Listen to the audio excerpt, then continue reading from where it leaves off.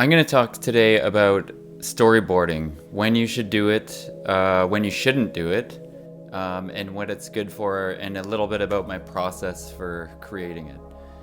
I think creating a storyboard, number one, is a way for you as a director to crystallize what's in your mind's eye. So I think that's one of the biggest strengths, or that's what a director is going to bring to the table more than anything else, is their vision.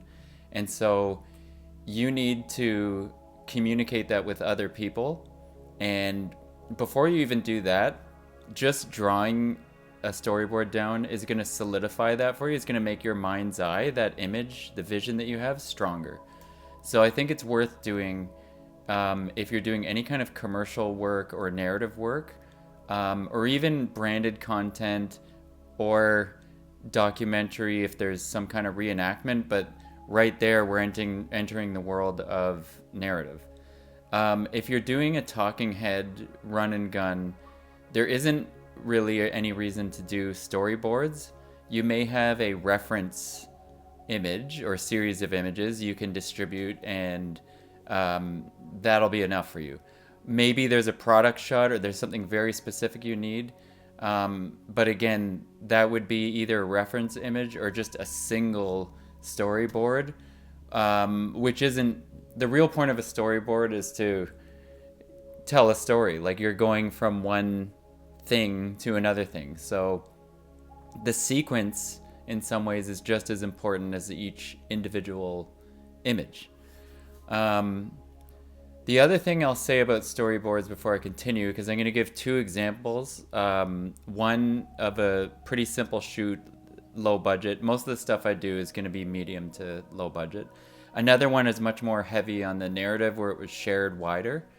But I think one thing to keep in mind about storyboards is you're going to want to create moments, or give a picture of a moment that's going to resonate. They're the things that are going to evoke an emotional reaction out of a sequence with let's say with an actor or prop or whatever. You're going to center the storyboards around the most impactful or compelling bit for you, right? So even behind me, this the Die Hard thing, right? I can almost hear John McClane saying, "Relax, have a few good laughs. Move to the coast, we get together, have a few laughs." That's the moment. Like, so it's not necessarily that you're putting every single frame. At least I don't do that. And that's because if you're on a smaller budget and you're the one that's generating the storyboards, not really everybody involved is going to care, like the client, for example. So I'm going to jump right into what I do depending on what the job is.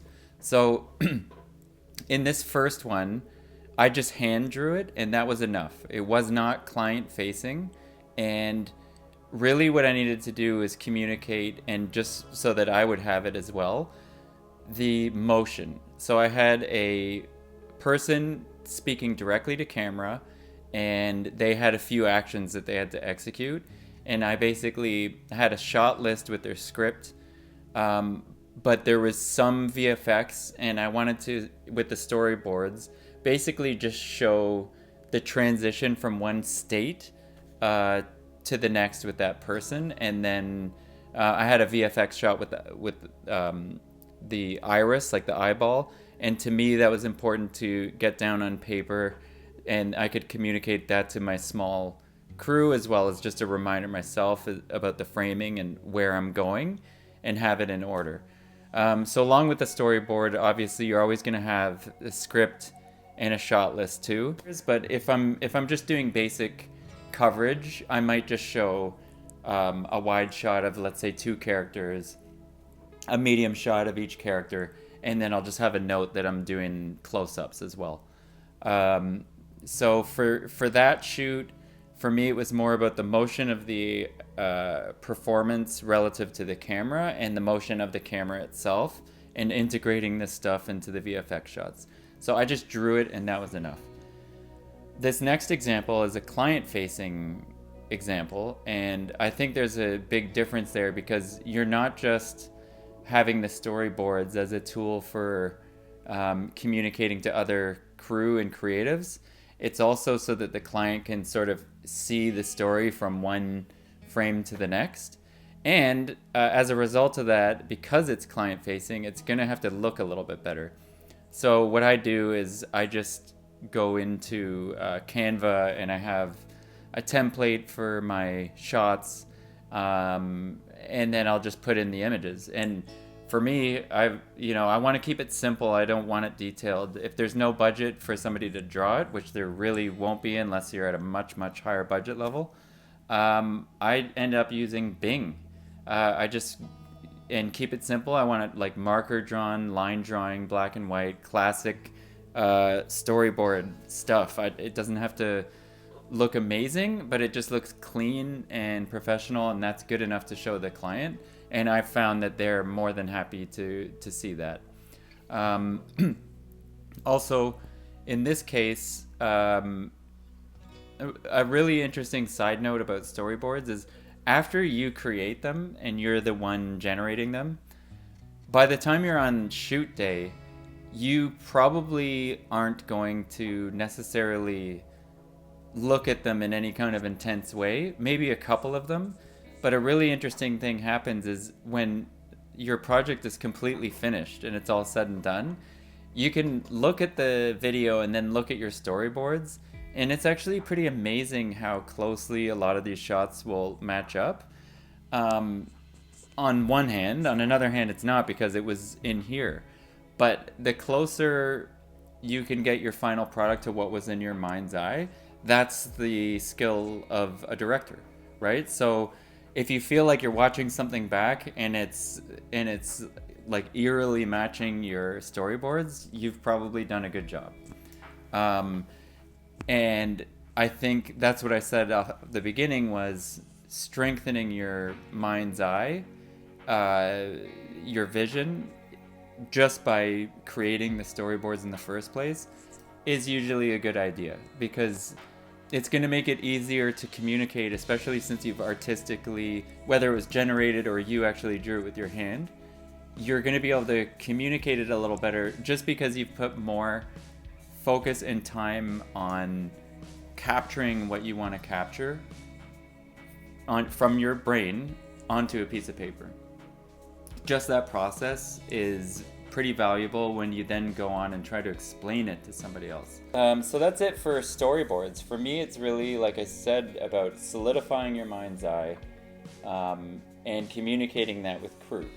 So the bigger the crew, the more the storyboards will come in handy. The sound guy or girl is going to want to see the framing. They definitely, that's all they're looking at is like, how am I going to capture audio? Am I going to be able to fit a boom in? What's the situation here? I had sound, I had a camera assist and a PA. And we had a lighting truck, makeup artist. So and obviously the guy that was in the video is the CEO of the company. He's very good on camera. I gave him some reference images and we just, in the script obviously, and then we just worked it out from there. Those drawings were more than enough for that project. For the other project that I'm detailing here, we had a bigger crew, more people on the client side were involved, the actors, and then also that I had an art department with the set builds. So in this case, we really needed more than just the hand-drawn stuff, especially because I'd be also in a different room sometimes. So from directing this thing, the art department was working on getting some of the screens finished off on the computer, like the Matrix, that was the Matrix parody or spoof. So I made sure that those copies were printed off, and anyone who needed to know what was happening had that. They had the storyboards so they could see generally what we're shooting, shot list, and that's it. So I think definitely the more people that are involved, the more focus you should put on creating decent storyboards.